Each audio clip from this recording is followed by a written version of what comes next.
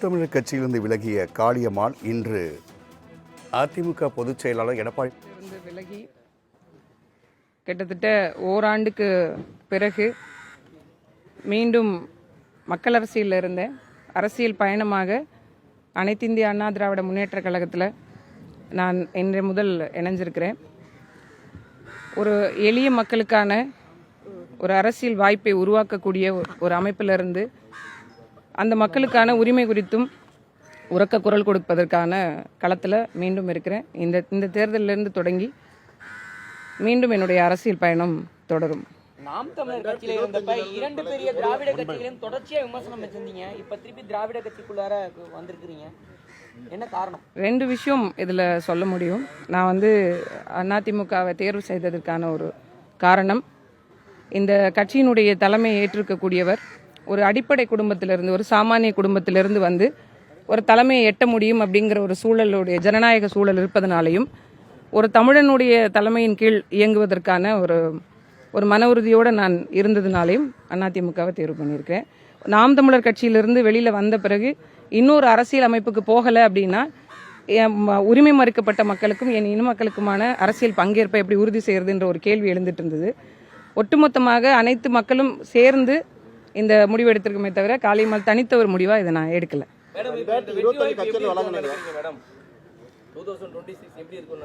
இல்ல, இன்னைக்கு இருக்கக்கூடிய அரசியல் சூழல்ல மக்கள் நிறைய பாதிப்புகளுக்கு உள்ளாயிட்டு இருக்காங்க. தொடர்ந்து ஒவ்வொரு நாளும் பிரச்சனைகளை சந்தித்து கொண்டே இருக்கிறாங்க. விலைவாசி ஏற்றத்திலிருந்து தொடங்கி சட்டம் ஒழுங்கா இருக்கட்டும், பெண்களுக்கான பாதுகாப்பா இருக்கட்டும், நிறைய விஷயங்கள் இன்னைக்கு பிரச்சனைகள் இருந்து கொண்டே இருக்கு. அந்த விடயங்கள்ல இருந்து மக்கள் ஒரு பெரிய ஏமாற்று நிலைக்கு தள்ளப்பட்டிருந்தாங்க. ஒரு மாற்றம் வராதான் விரும்புறாங்க. இந்த வரக்கூடிய தேர்தல் அதுக்கான பரிசை தரும். ஒரு வருஷம் கட்சியில விலகி ஒரு வருஷம் ஆச்சு. இந்த ஒரு வார காலதாமதம் ஏன் முடிவு எடுக்கிறதுல ஒன்றும் காலதாமதம் இல்லை. நான் ஏற்கனவே இருந்த மாதிரி நான் களத்தில் இருந்தேன், மக்கள் களத்தில் இருந்தேன். நான் கட்சிக்கு வருவதற்கு முன்பு 2013 இருந்து நேரடி மக்கள் களத்தில் இருந்தேன். அதுக்கு முன்னாடி நிறைய தனியார் தொண்டு நிறுவனங்களில் மக்களோடு வேலை செஞ்சிருக்கிறேன். அப்போ நான் கடலோர மக்களோட வேலை செய்யலை. 2013க்கு பிறகுதான் நான் கடலோர மக்களோட பணி செய்ய தொடங்கினேன். களத்தில் ஒவ்வொரு நாளும் இருந்துகிட்டே தான் இருந்திருக்கேன். நான் அரசியல் கட்சியிலேருந்து விலகினே தவிர மக்கள் அரசியலேருந்து ஒருபோதும் விலகலை. நிறைய நீங்களே பார்த்துருப்பீங்க, போராட்டங்கள், ஆர்ப்பாட்டங்கள், விவசாயிகள் போராட்டம், கடலோர மக்கள் போராட்டம்னு தொடர்ந்து இருந்துகிட்டே தான் இருந்தேன். எனக்கும் கொஞ்சம் ஓய்வு தேவையில்ல. 6 வருஷம் கத்திருக்கிறேன்ல, குழந்தைகளை பார்க்கணும். ஏன்னா என் குழந்தைங்க என்னோட இல்லாமே இருந்தாங்க.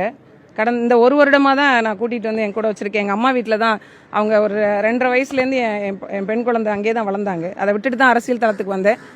என் பெண்ணோட இப்போ ரொம்ப நாள் ஏக்கம், அம்மா கொஞ்ச நாள் கூட நம்ம கூட இல்லையே அப்படிங்கிற வருத்தம் அந்த பிள்ளைகிட்ட இருந்துகிட்டே இருந்தது. ஸோ கொஞ்ச நாளாவது அவங்களோட இருக்கணும். இன்னொன்று, எனக்கு கொஞ்சம் ஓய்வு தேவை அப்படின்ற மாதிரி தோணுச்சு அரசியல் தளத்திலிருந்து. அதனால் இந்த ஒரு வருட காலம் இன்னொன்று மக்களோட நான் கலந்து ஆலோசனை பண்ணிக்கிட்டே இருந்தேன். என்ன செய்யலாம், அடுத்த கட்ட நகர்வு என்ன, நமக்கான பிரச்சனைகளை யார் சரி செய்வா அப்படிங்க. அதனால தான் எல்லா கட்சிகளும் சொல்லப்பட்டது. இன்னைக்கு நானே அதுக்கான தீர்வை சொல்லிட்டேன். வேற என்ன மாற்று கேள்வி? அது கட்சியினுடைய தலைமை முடிவு செய்யும். எங்களுக்கான பங்கேற்பை கேட்டிருக்கோம். எங்களுக்கான பிரச்சனைகளை இதெல்லாம் இருக்கு அப்படின்றத சொல்லியிருக்கிறோம். ஐயா அவர்கள் சரி செய்யறேன்னு சொல்லியிருக்காங்க. அதுக்கான எல்லா வேலைகளும் நடந்து கொண்டிருக்கு. விரைவில் அறிவிப்பு வரும். கட்சியில் இணைஞ்சிருக்கீங்க, ஏதாவது பொறுப்பு வழங்குறதா சொல்லியிருக்காங்களா? கட்சியில் இணைஞ்சா பொறுப்பு வழங்குவாங்க. அது அவங்க முடிவெடுத்து சொல்லுவாங்க. எங்கள் அண்ணன்லாம் இருக்காங்க, அவங்க அதுக்கான சிரத்தை எடுப்பாங்க. நான் இன்னைக்கு நேற்று இல்லை, அண்ணன் அவர்கள் கூட 2010 நான் அண்ணன் அவர்களை தெரியும், நாகை மாவட்ட செயலாளர், முன்னாள் அமைச்சர் அவர்கள். இன்னும் சொல்லப்போனால் அண்ணா திராவிட முன்னேற்ற கழகத்தில் 2010 மாவட்ட பொறுப்பில் இருந்தவள் தான் காளியம்மாள். அண்ணன் உண்மையிலே என்னை நான் ஒரு பட்டிமன்றத்தில் பேசினதை பார்த்துட்டு, ஒரு டிவி ஷோஸில் தான் பார்த்துட்டு, உன்னை மாதிரி ஒரு ஆள் வேணும் அப்படின்னு கூப்பிட்டு போனாங்க. அப்போ எனக்கு பெருசாக அரசியல் மீதான ஆர்வமோ இல்லை. அதனால ஒரு ஓராண்டு 2 ஆண்டுக்கு பிறகு நான் கொஞ்சம் அமைதியாயிட்டேன். இன்னொன்று, அந்த குழந்தை பேரு நேரம் வேற, அதனால அமைதியாயிட்டேன். அது மாதிரி பூம்புகார் சட்டமன்ற தொகுதியினுடைய முன்னாள் சட்டமன்ற உறுப்பினர், மயிலாடுதுறை மாவட்ட செயலாளர், இவங்களும் அறிவுறுத்தி வாங்கினேன். மரியாதைக்குரிய அண்ணன் விஜயபாஸ்கர் அவர்கள், மரியாதைக்குரிய அண்ணன் வேலுமணி அவர்கள், மரியாதைக்குரிய நிறைய இதுக்கு முன்னாள் அதிமுகவில் முன்னாள் மூத்தவர்கள் எல்லாம் நிறைய முறை நான் அவங்களோட ஆலோசனைகளை கேட்டிருக்கேன். அதனால ஒவ்வொருத்தருடைய அடிப்படையிலும் எல்லாவற்றிற்கும் மேலாக அந்த மக்களுடைய தேவையின் அடிப்படையிலும் சொல்லாடல் அடிப்படையில் இந்த முடிவை நான் எடுத்திருக்கேன். பெண்களுக்கு பாதுகாப்பான கட்சி திமுக சொல்லப்படுது.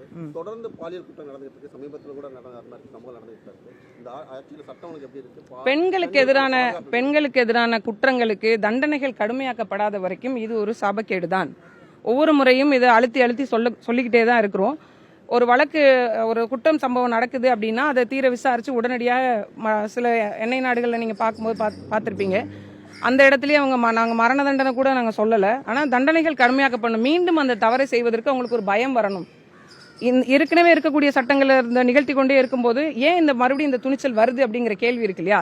தண்டனைகள் கடுமையாக்கப்படணும். விசாரணை உடனே துரிதப்படுத்தப்பட்டு அவங்களுடைய உண்மையிலேயே அவங்க குற்றம் பண்ணியிருக்காங்க அப்படின்னு உறுதியாயிடுச்சுன்னா எந்த தயவுதாட்சணையும் பார்க்காம அவங்களுக்கான ஒரு மிக கடுமையாக, நான் மரண தண்டனைக்கு எதிரான ஆள் தான், ஆனால் இந்த மாதிரி ஒரு 14 வயசு பிள்ளை, ஒரு 10 வயசு பிள்ளை, இது என்ன நடக்குதுன்னே தெரியாமல் இருக்கக்கூடிய பிள்ளைகளை இந்த மாதிரி சீரழிக்கிறதுக்கு என்னை பொறுத்த வரைக்கும் மரண தண்டனை தப்பே இல்லை நான் சொல்லுவேன்.